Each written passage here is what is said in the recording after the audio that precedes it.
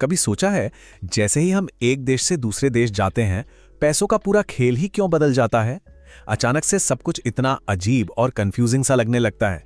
तो चलिए आज इसी गुत्थी को सुलझाते हैं। एक मिनट के लिए सोचिए। मान लीजिए आपके पास एक यूएस डॉलर है। आप उसे लेकर यूरोप जाते हैं तो उसके बदले आपको मिलते हैं लगभग 0.90 यूरोज। लेकिन अगर आप उसी एक डॉलर को लेकर वियतनाम चले जाएं तो वहां आपको मिलेंगे पूरे 25,000 वियतनामी डोंग। हैरानी की बात है ना, एक ही डॉलर की वैल्यू इतनी अलग अलग कैसे हो सकती है? क्यों नहीं होता एक डॉलर एक यूरो और एक डोंग के बराबर? तो चलिए इस करेंसी की पहेली को जरा गहराई से समझते हैं। देखिए, हमेशा से ऐसा नहीं था। पहले के जमाने में पैसा इतना कॉम्प्लिकेटेड नहीं हुआ करता था, क्योंकि उस वक्त पैसे की कीमत किसी असली चीज से जुड़ी थी, जैसे कि सोना। इसको कहते थे गोल्ड स्टैंडर्ड। मतलब कोई भी देश उतने ही नोट छाप सकता था जितना उसके पास गोल्ड रिजर्व में हो। इससे करेंसीज की वैल्यू में ज्यादा उतार चढ़ाव नहीं होता था। लेकिन फिर 1970s में सब कुछ बदल गया। ये गोल्ड स्टैंडर्ड वाला सिस्टम खत्म हो गया। आज जो पैसा हम इस्तेमाल करते हैं उसे कहते हैं फिएट करेंसी। अब इसकी कीमत सोने या चांदी से नहीं जुड़ी है। इसकी कीमत टिकी है सिर्फ और सिर्फ भरोसे पर, हम सबके भरोसे पर। इस बात पर कि जो सरकार इसे जारी कर रही है वो स्थिर है और ये पैसा कल भी चलेगा। तो इस पूरी पहेली का जवाब एक बहुत ही सिंपल आइडिया में छुपा है, सप्लाई और डिमांड। बिल्कुल आम चीजों की तरह किसी भी करेंसी को ना आप किसी प्रोडक्ट की तरह समझिए। अगर किसी चीज को बहुत सारे लोग खरीदना चाहते हैं, यानी उसकी डिमांड ज्यादा है, तो क्या होगा? उसकी कीमत बढ़ जाएगी। और अगर कोई उसे नहीं चाहता तो उसकी कीमत गिर जाएगी। करेंसी के साथ भी आखिर में यही होता है। तो अब आते हैं असली सवाल पर। आखिर लोग किसी खास करेंसी को चाहते ही क्यों हैं? ऐसा क्या है उसमें जो उसे इतना अट्रैक्टिव बना देता है कि उसकी डिमांड बढ़ जाती है और वो स्ट्रांग हो जाती है? चलिए पर्दा उठाते हैं इस राज से। तो किसी करेंसी की डिमांड बढ़ने के पीछे ना कई कारण हो सकते हैं, जैसे हाई इंटरेस्ट रेट्स। अगर किसी देश में ब्याज ज्यादा मिल रहा है तो इन्वेस्टर्स वहां पैसा लगाना चाहेंगे, सिंपल। फिर आती है महंगाई। अगर महंगाई कम है तो आपके पैसे की वैल्यू बनी रहती है। इसके अलावा जब कोई देश एक्सपोर्ट ज्यादा करता है और इंपोर्ट कम, तो दूसरे देशों को उसका सामान खरीदने के लिए उसकी करेंसी चाहिए होती है, जिससे डिमांड बढ़ती है। और सबसे जरूरी, इकोनॉमिक और पॉलिटिकल स्टेबिलिटी। जहां शांति और स्थिरता होती है, पैसा वहां जाना पसंद करता है। और इसी स्थिरता से बनता है सेफ हेवन का कॉन्सेप्ट, मतलब एक सुरक्षित ठिकाना। जब भी दुनिया में कहीं गड़बड़ होती है, कोई टेंशन होती है, तो इन्वेस्टर्स अपना पैसा वहां से निकालकर ऐसी जगह डालते हैं जहां रिस्क कम हो।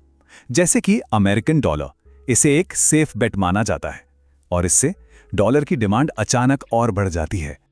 आपको अंदाजा है अमेरिकन डॉलर की डिमांड कितनी ज्यादा है? चलिए एक फैक्ट बताता हूं। साल 2022 में दुनिया भर में जितने भी फॉरेन एक्सचेंज ट्रेड्स हुए, उनमें से 88% में, हाँ 88% में अमेरिकन डॉलर शामिल था। इससे साफ पता चलता है कि पूरी दुनिया इस पर कितना डिपेंड करती है और इसकी जरूरत कितनी महसूस करती है। तो देखिए, एक तरह से ये एक पॉजिटिव साइकिल बन जाता है।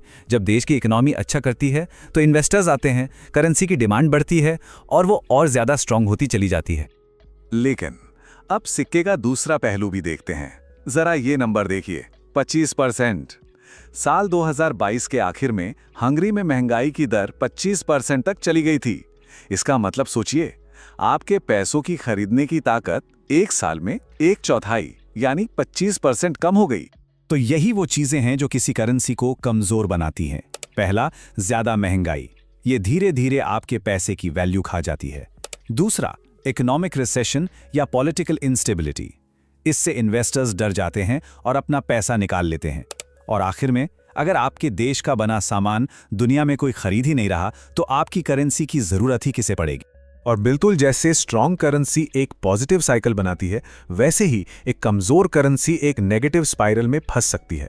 महंगाई बढ़ती है, इससे इन्वेस्टर्स भाग जाते हैं, जिससे करेंसी और गिरती है। फिर बाहर से सामान मंगाना और महंगा हो जाता है और उससे महंगाई और बढ़ जाती है।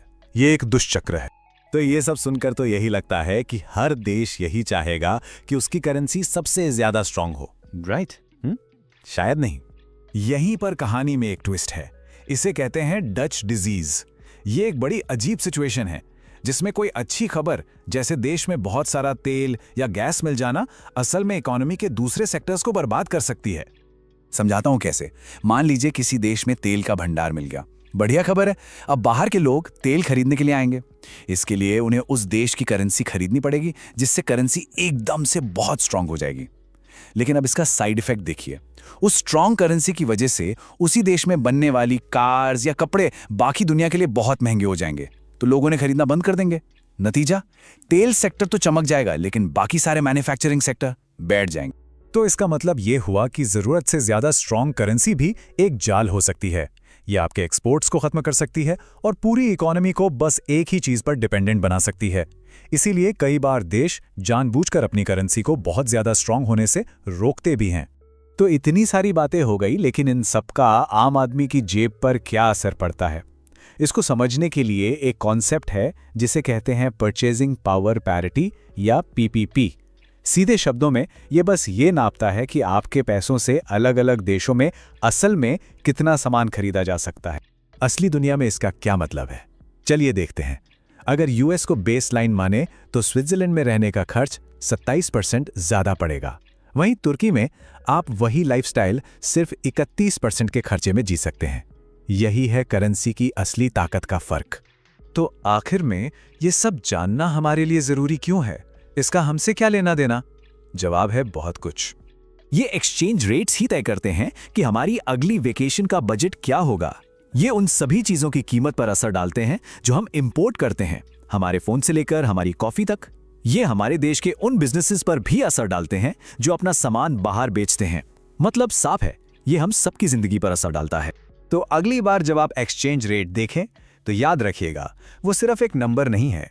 उसके पीछे सप्लाई, डिमांड, विश्वास और हर देश के अपने इंटरेस्ट्स की एक पूरी ग्लोबल खींचातानी चलती रहती है। आपके साथ कभी ऐसा हुआ है क्या? कोई ऐसी ट्रिप जहां एक्सचेंज रेट देखकर आप हैरान रह गए हों? अपना किस्सा नीचे कमेंट्स में जरूर शेयर कीजिए।